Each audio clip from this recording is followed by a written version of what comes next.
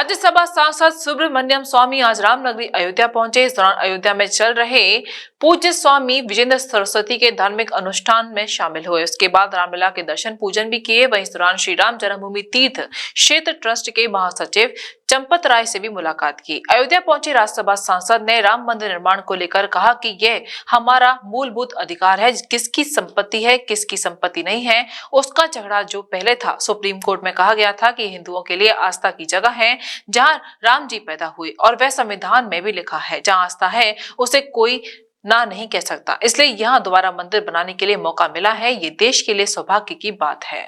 सारा जो हमारे सुप्रीम कोर्ट में जो बहस हुई वो इसी पर तो वही थी, और शुरुआत तो मैंने ही किया था कि हमारी मूलभूत अधिकार है, ये किसका संपत्ति है किसका नहीं है। वो जो झगड़ा पहले था उससे ऊपर उठकर मैंने सुप्रीम कोर्ट को कहा था कि ये हिंदुओं के लिए एक आस्था का जगह है जहां राम पैदा हुए, और वो संविधान में भी लिखा है कि जो आस्था है उसका कोई ना नहीं कह सकता। और इसीलिए हमें ये मौका मिली है कि दोबारा राम मंदिर, रामलला मंदिर यहाँ बनाने के लिए।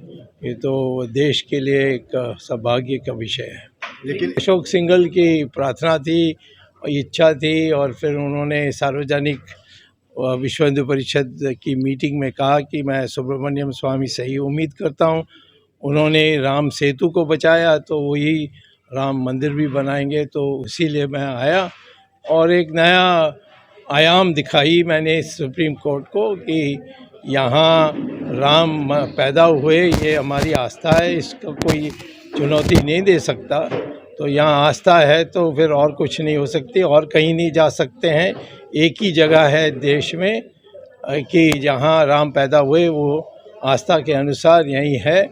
तो इसीलिए हम लोग हिंदुओं को मिलना चाहिए दोबारा मंदिर बनाने के लिए।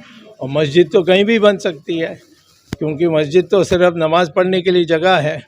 तो इसीलिए हमारी बात सुप्रीम कोर्ट ने मानी, हम जीते। उसके बाद हमने ये पहली बार इस तरफ आ रहे हैं।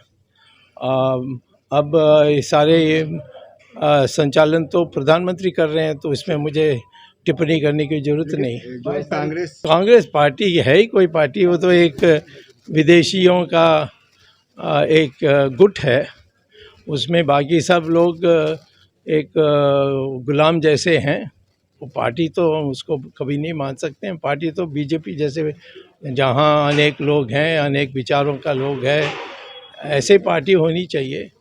तो कांग्रेस पार्टी का कोई मुझे तो भविष्य नहीं लगता जब तक ये नेहरू परिवार की छुट्टी नहीं होती। इंडिया गठबंधन को आप कैसे देखते हैं? इंडिया गठबंधन, वो अभी गठबंधन तो रोज़ लड़ाई चल रही है। तो जब गठबंधन चुनाव में टिकट्स के बांटने के बाद आप पूछोगे तो मैं बता सकता हूँ। 22 तारीख को पीएम मोदी आ रहे हैं पाकिस्तान में जन्मांत करके। हाँ, क्या कहेंगे? मुझे क्या कहना है, वो स्वाधीन है यहाँ आने के लिए, और मैं नहीं होऊंगा, इतना ये कह सकता हूँ। अच्छा, केरल में जो अभी प्राथमिकता में विस्फोट हुआ, तब क्या आपकी प्रतिक्रिया है? नहीं, ये तो है ही हमारे देश में खतरनाक यानी ऐसे घटनाएं हो रहे हैं जहां आतंकवादी लोग, और ख़ास तौर जो विदेश से प्रेरणा लेते हैं वो कर रहे हैं। उनको सख्ती से और एक विश्वास के साथ हम इस देश को मुक्त करने के लिए इस आतंकवादियों से हमें काम करना चाहिए। हम बहुत ढीला हैं, और चाइना ने हमारी ज़मीन ले ली, हम कोई यहाँ इस देश में कोई बोलता ही नहीं है। मैं ही अकेला बोल रहा हूँ। पाकिस्तान अभी भी कश्मीर को लेकर बैठा है।